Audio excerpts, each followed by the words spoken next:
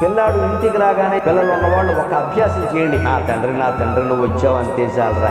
అమ్మా ఇవాళ బడిలో ఏం జరిగిందంటే ఏం జరిగిందో అని చెప్పేసి భారతంలో రామాయణంలో కష్టం అన్నంత ఆసక్తిగా చెప్పావులే ట్యూషన్కి వెళ్ళిపో అనకూడదు. రాగానే అవి ఇవి చెప్పొద్దని చెప్పానా? ఎవరికి చెప్తారమ్మా? నీకు చెప్పకపోతే తల్లి వేయాలి. బ్యాగ్ తీసుకుని అక్కడ వారి ఏంటన్నా ఏం జరిగింది?